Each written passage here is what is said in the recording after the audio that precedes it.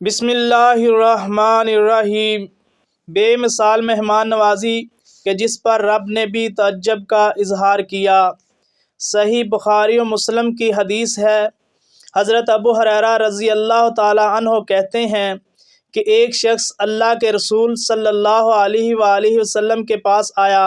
اور کہنے لگا، مجھے سخت بھوک نے تکلیف میں مبتلا کر رکھا ہے۔ اس پر آپ صلی اللہ علیہ وسلم نے اپنی ایک بیوی کی طرف پیغام بھجوایا تو انہوں نے جواب دیا،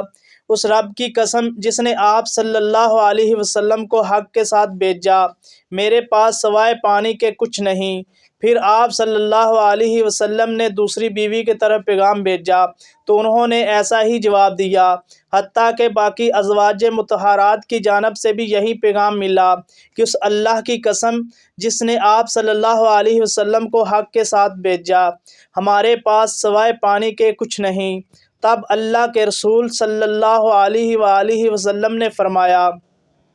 آج رات اس اللہ کے بندے کی کون مہمانی کرے گا؟ اس پر انصار میں سے ایک شخص کہنے لگا،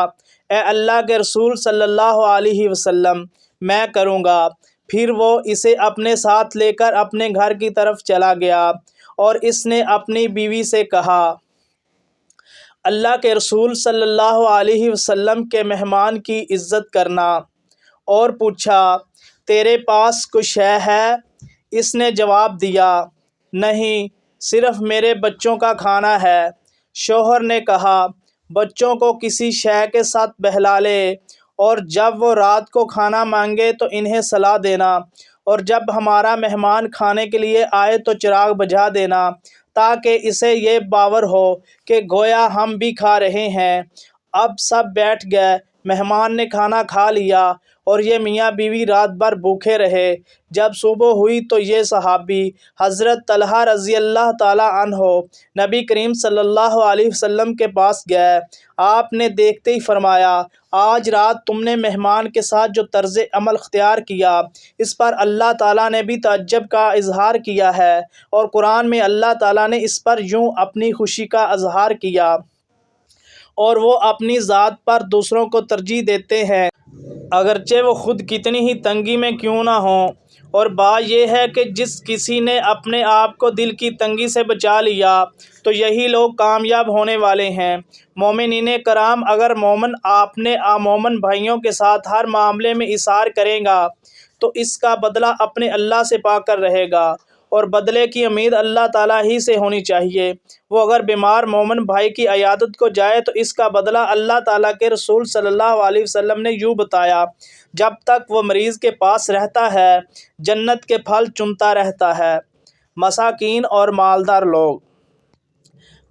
لوگ اللہ تعالیٰ کی جن جن نعمتوں سے لطف اندوز ہوتے ہیں، اس کا تقاضا تھا کہ وہ اللہ کا زیادہ شکر ادا کرتے اور اپنے مولا کے قریب ہوتے، مگر انسانی حیات کا تجزیہ بتلاتا ہے کہ اکثر مالدار لوگ مال کی محبت میں اللہ کو بھلا بیٹھتے ہیں اور تکبر کا شکار ہو جاتے ہیں، جبکہ مسکین لوگ باوجود اسباب زندگی کی تنگ دامنی کے اللہ کا شکر ادا کرنے والے، اس سے محبت کرنے والے اور دین میں سبقت کرنے والے ہوتے ہیں۔ اور جو امیر لوگ اپنی امارت و دولت کے باوجود دین میں بڑھ چڑھ کر ہوں، جیسے حضرت عثمان غنی رضی اللہ تعالی عنہ تھے، تو تب ان کی مقدر میں کیا کہنا کہ دنیا میں بھی خوب رہے اور آخرت بھی سنور گئی، مگر ایسے لوگ انتہائی قلیل ہوتے ہیں۔ اس طرح وہ مسکین اور غریب لوگ بھی بڑے بدقسمت لوگ ہیں کہ جن پر دنیا تو پہلے ہی تنگ ہے، اب وہ دین سے بھی بے بہرہ ہیں،